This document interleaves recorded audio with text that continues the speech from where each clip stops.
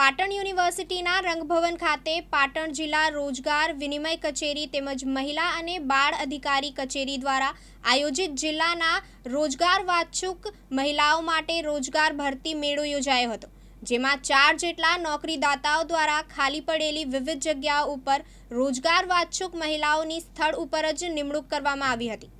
પાટણ જિલ્લાના રોજગાર વાચ્છુક ઉમેદવારોને રોજગારી મળી રહે તે માટે ખાનગી ક્ષેત્રના નોકરીદાતાઓ દ્વારા રોજગાર ભરતી મેળાનું આયોજન કરવામાં આવતું હોય છે, જે અનુસંધાને પાટણ જિલ્લા રોજગાર વિનિમય કચેરી અને મહિલા બાળ અધિકારી કચેરીના સંયુક્ત ઉપક્રમે યુનિવર્સિટીના રંગભવન ખાતે જિલ્લાની નોકરી વાચ્છુક ફક્ત મહિલા ઉમેદવારો માટે રોજગાર ભરતી મેળાનું આયોજન કરવામાં આવ્યું હતું।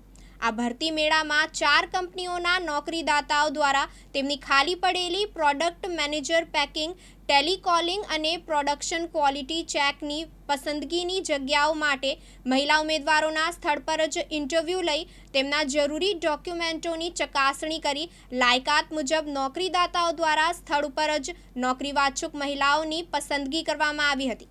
આ પ્રસંગે પાટણ જિલ્લા રોજગાર વિનિમય કચેરી તેમજ મહિલા બાળ સુરક્ષા કચેરી પાટણના અધિકારીઓ, કર્મચારીઓ તેમજ નોકરીદાતાઓ ઉપસ્થિત રહ્યા હતા।